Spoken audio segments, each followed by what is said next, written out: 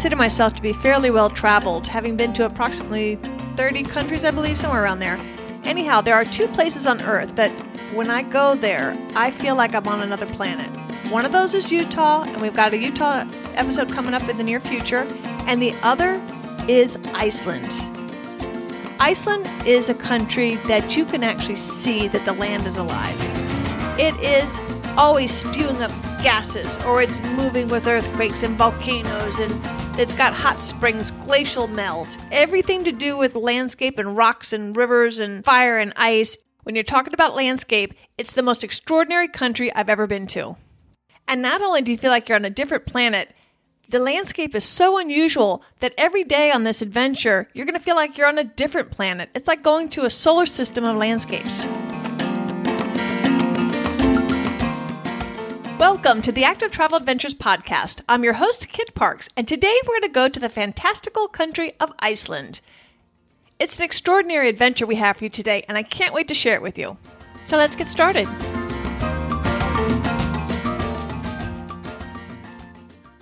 Hi, Donna. Could you start by introducing yourself and perhaps telling us your age? Sure. Donna Yelmokis, based here in San Francisco, California, and I am 55 years old. So Donna, tell us how you first got into adventure traveling. Yeah, my husband and I have been married for 30 years now, and one of the things that I think has kept us together for 30 years is our adventure traveling. And from day one, I've dragged him all over the world. I'm a military brat. So I grew up traveling around the world. So I think it was in my blood from birth. And yeah, just have always been wanderlust, I guess I would say, for the next adventure. And we're not the typical, let's book a hotel and go to a city. We're more like, let's really see the culture. And whether it's biking or sailing or hiking, that's really kind of what we love to do. So how did you even know this was even an option of a way to travel? Like you, I was a military brat, and my father worked for Pan Am when he got out of the military, so I was fairly well traveled as a kid, yet I never knew you could do these kinds of vacations. And even though Dad was really into the outdoors at home, I'm not sure it even occurred to him or to us to actually go explore the national parks or the natural wonders of these assorted countries around the world. We do the typical go to the cities, do all the regular things to do that you see in all the guidebooks. You know, a typical vacation. How on earth did you figure out that this was even an option to do? Exactly. You know, my job, as I have in my entire life, I have a job that allows me to travel. So I've really spent a lot of time in Europe. A lot of my workmates are European. And really, just they are so much more adventurous, I think, than Americans tend to be. I heard about these great trips. They were going to Thailand and to Iceland and to New Zealand. And they weren't staying at, the Holiday Inn or whatever. They were actually finding a trekking company or going out on a trek on their own or doing a sailing trip and really doing this fun travel. And I just got the bug. Very cool. Do your friends here in the States share your passion, or are you an outlier? Oh, I would say it's 50-50. I think as I've dragged my husband into the trips, I've dragged my friends along as well. Specifically with using wildland trekking and doing their hiking group, I tend to get a group of people that have never done this sort of trip before, and then they instantly get hooked. So our group is becoming bigger and bigger as we kind of go along around the world. That's exactly what I'm finding. Once people try adventure travel, they don't turn back, or at least they're not going to turn back and do the traditional travel until their body can't do it anymore. Yeah. And now we're looking at things like, okay, do we do this one before we get too old? And we start planning our next trip while we're on our trip. Isn't that the best? Yes. Yes. Plus, also, you learn about new places when you're on these trips from other people that have done something like, oh, I got to try that one next as well. Exactly. Yeah. What are some cool trips that you've taken? Oh, gosh. I think some of the coolest trip, I mentioned Thailand. That was a really amazing trip. As a kid, I had lived in Asia, in the Philippines for 3 years, and I really wanted to get back as an adult. And we went to Thailand, and my stepsister at the time was, she's British and was doing a travel around as they would their gap year, and met her. So we did a little bit of the hostel. So I think that was kind of my first venture. I was much younger. But I did at the end say, okay, we've got to stay at like a Sheraton or a Marriott or something like the last day because I need a little bit of grown-up hotel amenities. I think, Thailand was great. We went all over. We did the islands. We were very adventurous. We did trekking. I think another great trip we did was Alaska. Again, we didn't do the cruise ship. We actually, with a group of friends, did our own boat. So we docked every day and got off and did a hiking. We had someone who knew all the plant life. She was actually the first mate, but would take us on our hikes every day. Australia was another one. We didn't do the typical, just do Sydney. We traveled all over. So those were some of them. We recently did a great trip. I don't know if you've ever been to Havasu Falls. I've heard of it, but I don't remember where it is. It's a sub-canyon of the Grand Canyon. So it's near Flagstaff area, but it was really amazing. I mean, not only do you see, it is actually a tribe where the Native American Havasu Indians still live. So you got to see their culture, and then you got to see just these beautiful waterfalls. And it was tough. It's 10 miles down, but the whole time you're thinking, holy crap, I got to go 10 miles back up in 4 days. So I'd rather go up than down myself. Yeah.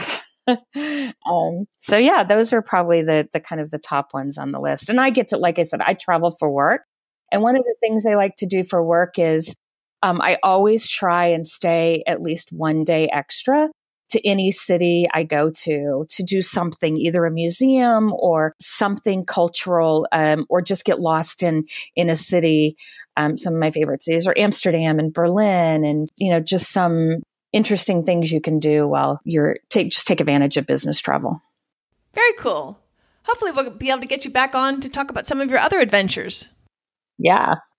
Today we've got you on to talk about your adventure in Iceland. How about you giving us a brief overview and then we'll drill down a little deeper? Yeah. So my sister, we're 11 months apart. So very close. As I said, we grew up as a military family. So she's got this adventure bug as well. She had started talking about going to Iceland, and she called me one day and said, hey, would you and your husband, Mark, like to go on this trip? And we thought, yeah, let's do it. They had just come off they had done the rim to rim in the Grand Canyon using wildland trekking, and they loved them, loved the service, loved the trek leaders. And we said yes. And then we just started talking to other friends and family. And by the time we were done, there were 9 of us in the group of 12. I felt bad for the 3 other people, but, there were 9 of us that signed up for this crazy adventure. And we knew that, again, we didn't want to do just the ring road. We really wanted it to be an adventure. So we wanted it to be more classical Iceland and more of the hiking and really get to meet the people. And this was just a great opportunity to do that. We didn't also want to do the full-on carry our bags on our full-on backpack. So this was a Jeep to Jeep. So some of the older people, older than me actually, were comfortable with doing that as well. So yeah, so it just started with a conversation with my sister, and one thing led to another. We had 9 people that wanted to go. I just want to clarify what the ring road is. Iceland, of course, is an island up near the Arctic Circle, and the ring road is a road that goes around the circumference of the island so the residents can get around. They only built it maybe 20 or 30 years ago. One of the most popular tours to take is the Ring Road Tour for tourists that do visit Iceland. And I think the main reason people go to Iceland is for the incredible landscape. How about telling us a little bit about that? Oh my gosh, yeah, the landscape. And for me, the culture and the vibe of Iceland as well. We live in San Francisco. There's a certain vibe here in the city. It's a very young, I hate to use the word hipster, but very cultural, kind of the social aspects of Iceland are very in tune with California and San Francisco. So yes, the landscape, it's one of those we took a gazillion pictures and it doesn't capture the beauty. One day you would wake up and you're hiking and it literally looks like the moon. And then the second day you're hiking and you're looking at glaciers that are millions of years old, and it really puts things in perspective. And we luckily had amazing weather. So I did caution that we had every form of clothing you could bring. I was told a long time ago, there's no bad weather, there's just bad clothing. So we were prepared, but we honestly, the last day we hiked, we were in shorts and t-shirts. It was really amazing. Because of Iceland's location just south of the Arctic Circle, yet that makes it very far north and therefore in the colder areas, it's also buffered by the Gulf Stream, which warms it a little bit. So between those two contrasting elements of weather, you can have very changeable weather all times of year, sometimes in the same day. So it's best to be prepared. I love that expression. There's no bad weather, just bad clothing. Perfect. So I'm guessing in Iceland, you really just have the summer if you want to do some hiking. When did you go? Yeah, we went in August, and really it's pretty short, probably June, July, August. I would say probably the end of August, beginning of September would be the latest you would want to do this trek. There was actually snow when we were there during some of the hike. Obviously, we all had the right boots on and equipment, and it wasn't, feet of snow. It was just, an inch or so. But yeah, the weather can be quite tricky. And like I said, we were prepared. But luckily enough, we were blessed with good weather, and we did the hut to hut. So we also had a roof over our heads and weren't, out in a tent somewhere. It did get quite windy, very windy. Okay. And now, so I won't let you butcher the name of this trail. I'm going to try it. And I want to tell you a funny story about their language too when we're done. All right. It looks like it's going to say Lagavegur Trek, which is the most popular, most beautiful trek in Iceland. Was I even close? Yes, sure. I have no idea. I know we went over it so many times, and I still Americans aren't built to speak Icelandic, but Lagavur something, but it's the most popular trek.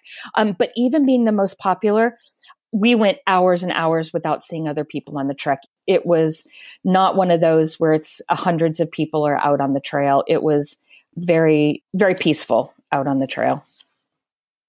My sister Terry and I went to Iceland a few years ago to try to see the Northern Lights, which we were very lucky that we did. And we went late February, early March. And I always try to, when I go to a new country, to learn at least a couple of the key phrases, the thank you, the pleases, the common courtesies, and a couple of sentences, just so that the locals know I'm trying. But with Icelandic, there's just too many consonants and not enough vowels. And my best efforts were just ridiculous, incomprehensible.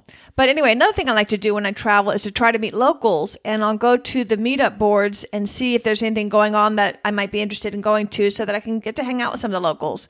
And I saw that during the week that we were going to be there, that there was a local meetup of locals to practice speaking English. I was like, perfect. So I write the organizer and say, hey, how would you like to practice with some native speakers? And she wrote back, sure, that'd be great. And they arrange to get together. And we get there. They speak more proper English than Terry and I did. It was ridiculous. But anyway, we had a wonderful time with them, and it made for a special evening. The language is not a barrier over there. Even though Icelandic is incredibly difficult for the tongues of English speakers, everybody over there speaks excellent English, so there's no barrier whatsoever. Exactly. Yeah, we didn't have any troubles at all. When you fly into Reykjavik, everything from the U.S. is pretty much an overnight flight. So we, on purpose, flew from San Francisco to Boston, and we gave ourselves a day in Boston and then took the overnight to Reykjavik. And we got there, I think, 6 a.m. So we really wanted to do something to keep us awake and keep us up. So we did a walking tour the first day in the city. And like you, they tried to teach us some words, and we just kind of laughed. There's just too many consonants, and our tongues just don't work that way. Exactly. Tell us your impressions about Reykjavik, and then we'll get back to the trail. Yeah, Reykjavik is it is a really super fun city. It was Pride Week while we were there, so that made it even more interesting. We decided to do an Airbnb, which there are literally hundreds of Airbnbs in the city, great locations, all types of accommodations. But there's everything from the church, which again, I'm not going to try and say it because it's very hard. There's a beautiful concert hall called Harpa. One of the really cool things too is there's a lot of graffiti art, so murals around the city. So one of the things we had fun kind of chasing around the murals and seeing what they meant, and the local artists did that. And I think a couple other things we did the puffin tour. I mean, you kind of have to do it when you're there. I think it's just one of those special things that you're like, well, it's touristy, but we have to do it. And it was totally worth it. And then the Saga Museum, which is the Viking Museum, was also really fun. But it's really a small city. It's super easy to walk around. People are really friendly. And I know everybody says this, it is expensive. But I live in San Francisco, so I wasn't shocked. But my friends from Texas were beyond shocked with the pricing. So it is costly. Islands tend to be because they have to import so much. Exactly. They also have a social welfare system and low taxes, not to mention cheap electricity. Right. So they pay for all that in their everyday purchases when they buy things, and as do we tourists. Right. So now you've toured the capital and you're getting ready to start your trek. Tell us about how all that happened. Yeah, so we do a meetup the night before. They kind of go over what the trek's going to be, what it's going to look like. They look at your bag. They look at your clothing to make sure you're prepared. I mean, once you're out in the mountains, there's really nowhere to buy anything or go back and get anything. So they wanted to make sure everybody was prepared. So we get to it was the hut to hut. So the first day we did a trek. I think Miriam Bishop was our trek leader. And this was our second hike to be on with her. So she really wanted to test us. There were a group of 12. And her brother was the other trek leader. They're both French, so they spoke many languages. And they wanted to test the group to see what our stamina was and how many miles we could do each day. So that was really the first day. We got back to the hut. The huts have little kitchenettes. So the huts, when I say a hut, it's really like a hostel. So if you think of a large wooden building with, I think our first hut was probably a couple hundred people in there, and they're literally bunk beds lined up right next to each other. So you're pretty tight quarters. So we knew to bring earplugs and so forth because you're going to have a lot of noises when you have hundreds of people in the same room. But they had little kitchens. Our trek leaders prepared our meal. And you can imagine it's lamb and fresh fish and just, you're not eating peanut butter and jelly sandwiches. It was really amazing. So that was the first day. And I think the things we learned that everybody likes to soak in the hot tubs and the natural hot springs. So we took advantage of that all the time. So that was one of the fun things we kind of learned on the first day was the geothermal hot creeks. The hot springs are everywhere. And I believe, if I remember reading correctly, that the geothermal energy produced is like 85% of the energy, and they only bring in oil just to power the ships to do the importing and exporting there. That's right. Yeah. It's quite astounding how in touch with they are with the environment and their surroundings and just really understand the beauty of Iceland. You know, we're kind of used to, oh, that's an old building, tear it down. And they really are very outdoorsy and one with nature. So that was really nice to see that. And I believe I remember that when I was there, that they don't even have to purify the water. I think it just comes straight out of the glacial melt or whatever, but it's so clean that it wasn't even necessary. Yeah, we had our camelbacks each day and we filled them up with just either from the stream or right from kind of a faucet that was running, like you said, glacial water. I can tell you the water was amazing. And it was one thing that even the group of friends that went on this trip, they're like, oh, we miss Iceland water because it was so pure and so clean and just really and cold and refreshing. So it was good. One cool thing I remember is a place that Tara and I went to where two rivers met. One was a glacial river, so it was freezing cold, and the other was fed by hot springs, so you could put your feet and feel hot and cold at the same time. Really cool. So your guide has now tested you to see what you guys are capable of. And, before we get started on that, did you do any training beforehand? And what would your recommendations be for folks that want to do this? I think if you're going to do this trek, I would absolutely recommend some type of training. Mark and I live in San Francisco. We've got plenty of hills and mountains around us. Super easy for us to do that. My sister lives in Fort Worth, Texas. Unfortunately, they didn't really have anywhere to train. So what they did was they found large parking garages and they would take a Saturday morning and just go up and down the stairs to get, the steepness in there that they needed. So everybody trains how they want to. But yeah, I do recommend some level of fitness. There were parts that were strenuous. I would say, if you went in there doing no preparation, you would probably be hurting a bit. And it looks like your highest elevation gain in any one day was about 1,600 feet. However, you did have some pretty long days. We did. So, and some of them were even longer. So once they determined the fitness level of each of the group members, what they did is each day, we would all start together. And because there were 2 trek leaders, we would get an option to do either kind of the shorter, more easier, to the second hut, or do a longer trek.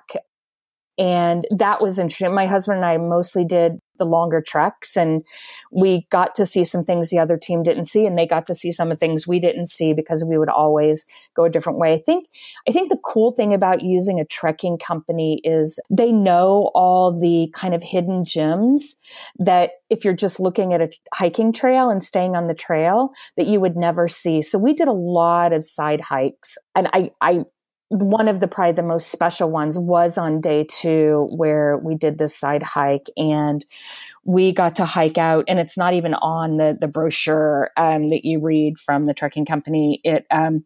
We got to go right up to the glacier, and I think I have a picture that I sent you, but we were almost to the glacier, and Michael, who was the other trek leader, said, okay, before we get to the edge of the glacier, I want everybody to drop their backpack. And there were probably 5 or 6 of us that did this side trip. And we dropped our backpacks, and he goes, okay, now close your eyes and run, and I'm going to tell you when to stop. And then you open your eyes. And we were literally on the edge of the glacier, and the cool thing too is they knew the history of they knew the rocks and the formations and the history of the glacier and why it was named the name it was. Was it the Makaflatgulfer Glacier? Oh, brother. Let's just not even bother with the names.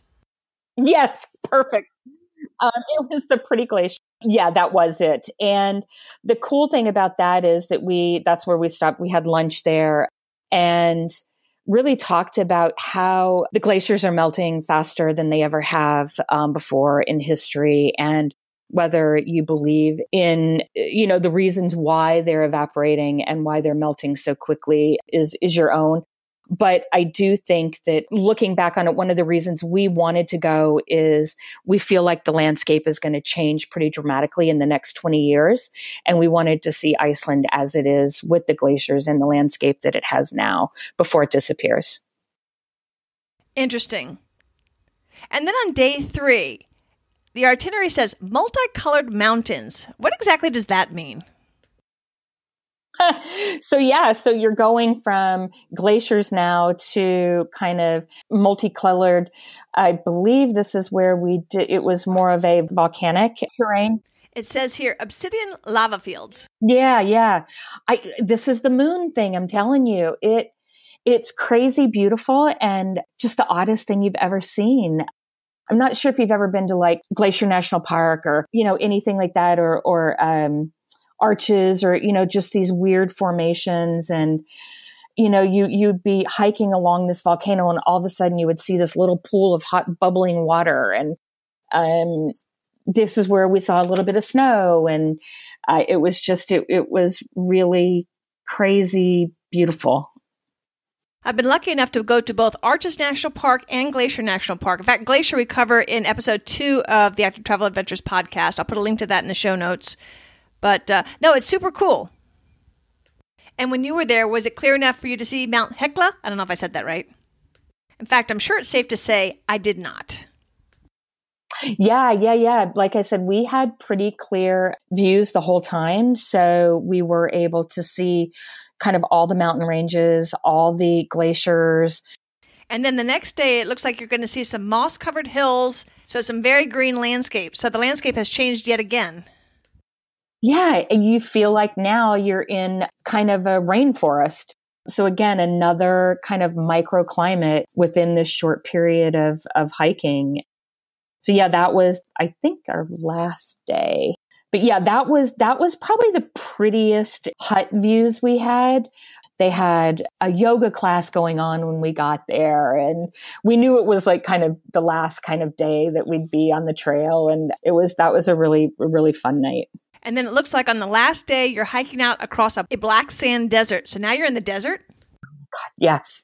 Yeah, that was tough. I pretty much felt like, is it ever going to end? And it felt like it was forever. And of course it wasn't, but it was pretty tough last day. But again, we knew we were going to get back to Reykjavik and had adult beverages and be happy that we accomplished what we did. So even though it was a difficult day, was it pretty?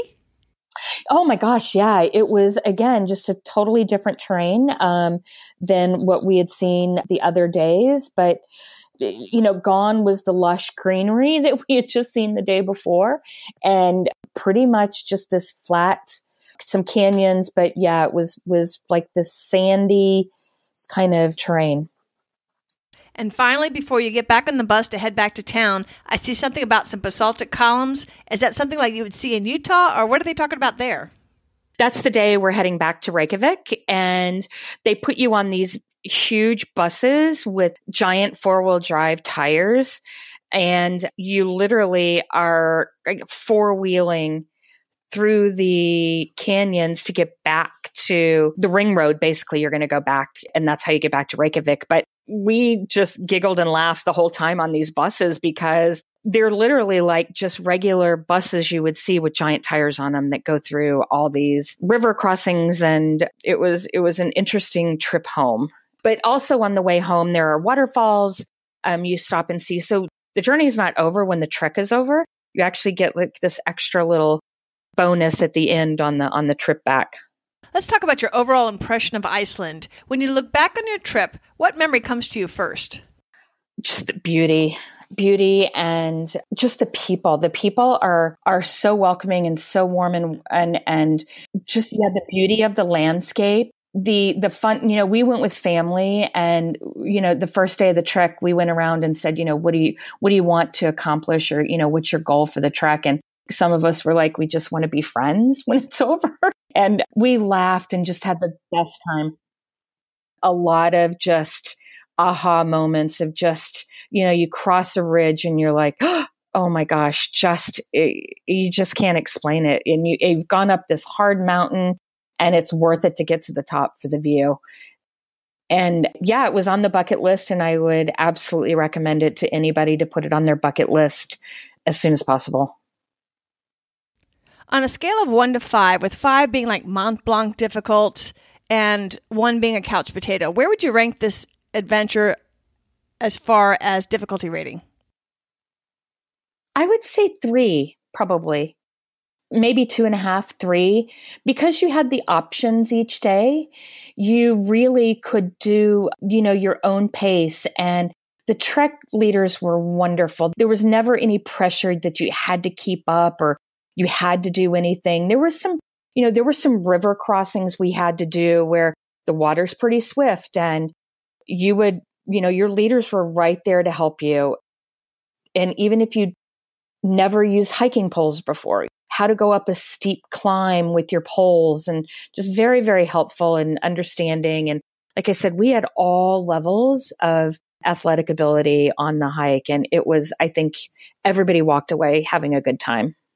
On the photos that you sent of the river crossing, which you can see at activetraveladventures.com/Iceland, would that be typical of the rivers that you crossed, or are some deeper? Tell us a little bit about that.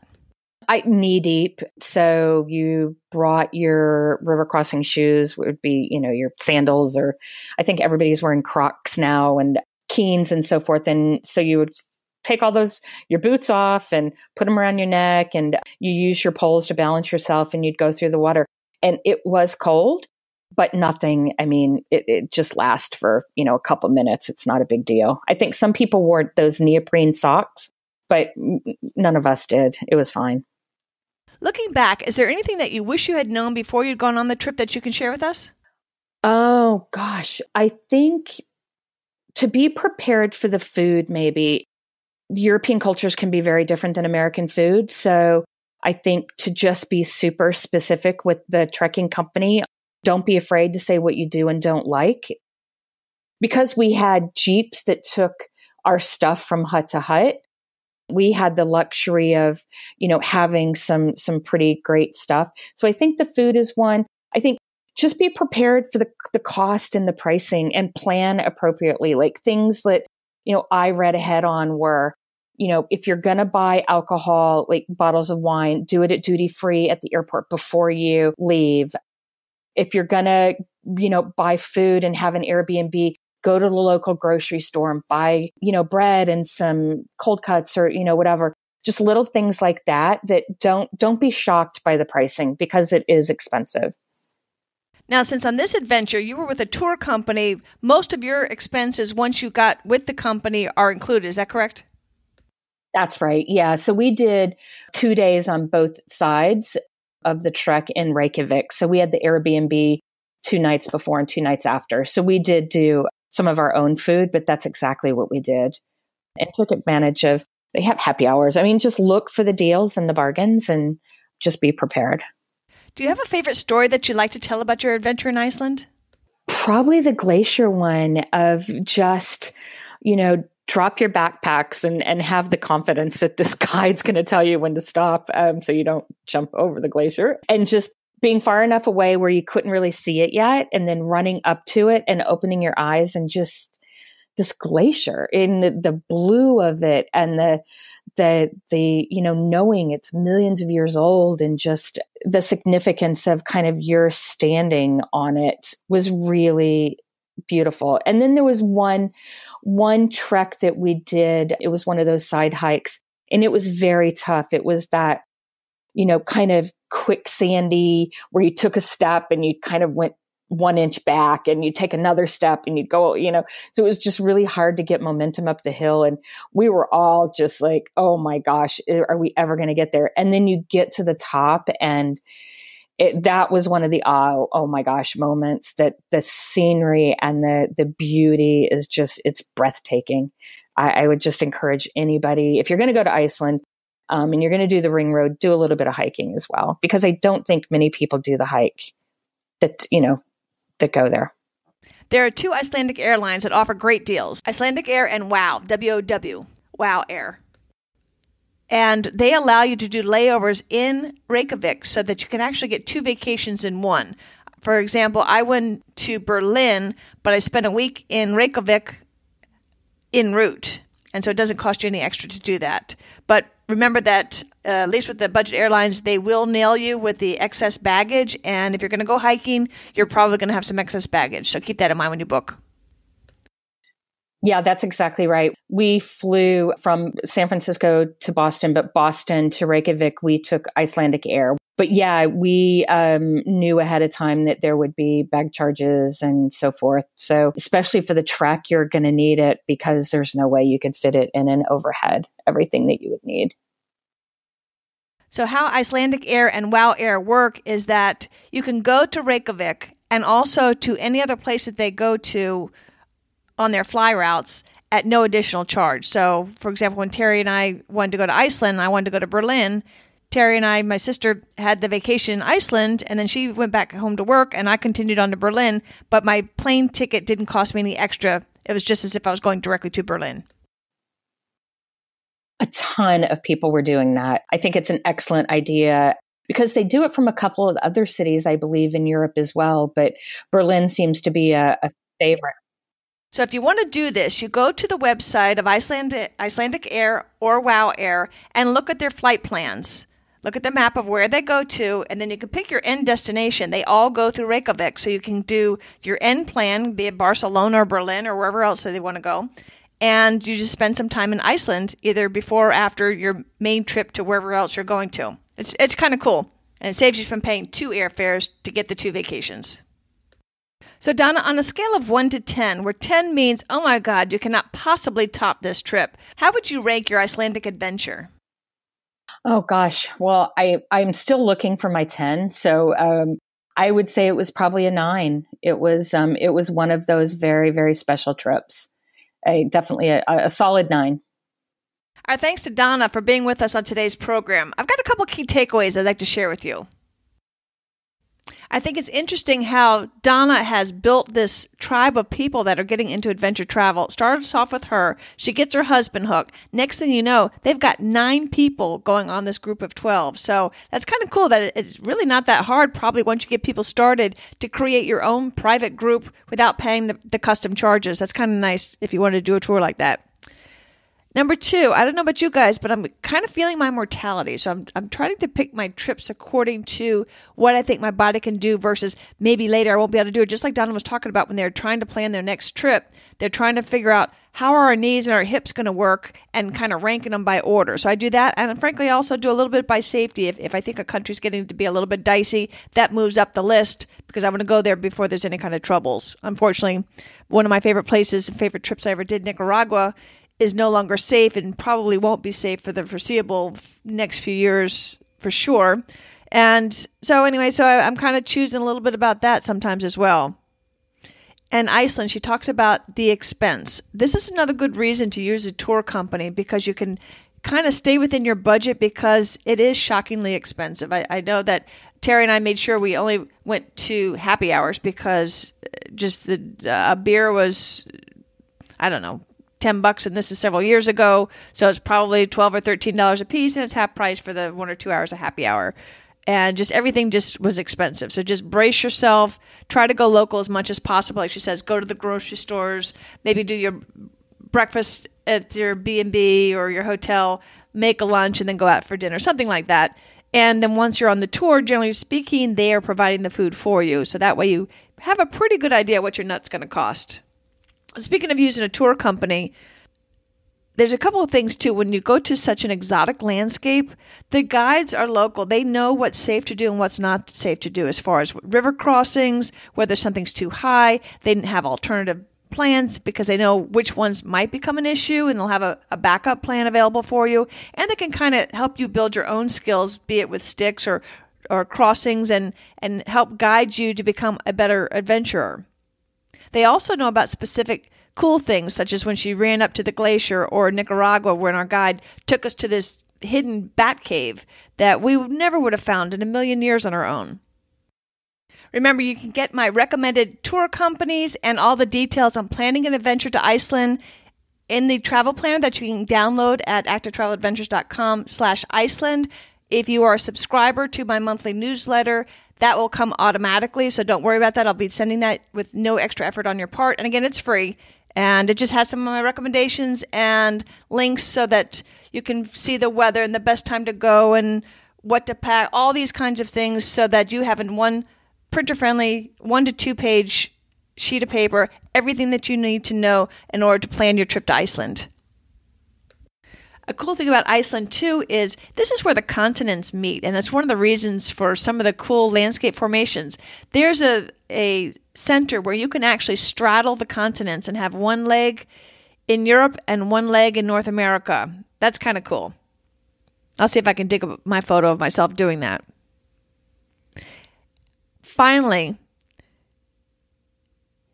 if you want to take advantage of Iceland, because of the layover rule that Icelandic Air and WOW Air are doing, that has made Iceland extremely popular.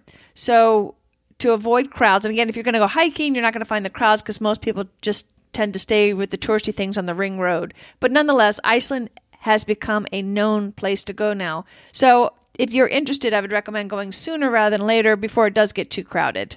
It's a fabulous country that I want to go back again. Like I said, Terry and I went to go see the Northern Lights. We were very lucky. Generally speaking, you see those in the winter, or have a better chance of seeing them in the winter than in the summer. So we went in late winter to try to do so. I think there is the occasional appearance in the summertime, but I believe it is, generally speaking, the winter also. That's when it's darker during the night, so you have a greater opportunity for the clouds to part so that you can actually see the lights, which is otherworldly. You feel like you're in heaven, but just seeing all these dancing lights. It's just amazing. I'm always looking for great adventure ideas, so be sure to send me an email at kit@activetraveladventures.com. If you've got some suggestions, I love to hear them. Also, any comments at all about the show. I love hearing from you guys. I'll be back in 2 weeks with another great adventure. Until then, this is Kit Parks and Adventure On. And instead of our regular music, I am going to leave you with a hysterical YouTube video that promotes Iceland that I will put the full video on the website. And it's great to look at just to get an idea of the landscape. Plus, you'll get to hear why Don and I had such difficulty with the language. It pokes fun at itself, shows some amazing landscape, and bills itself as the hardest karaoke song in the world. This is the A to of Iceland, so try to sing along. This is the A to of Iceland, what could possibly go wrong? I start my day with coffee, or coffee's what we say. I pour a little milk in and feed my horse some hay. I look out the window to see if there is soul. I eat my morgunmatur and sit down in my stól. This hay is kind of awesome, no matter what you see. There's kveðurlist and jöklar and vinir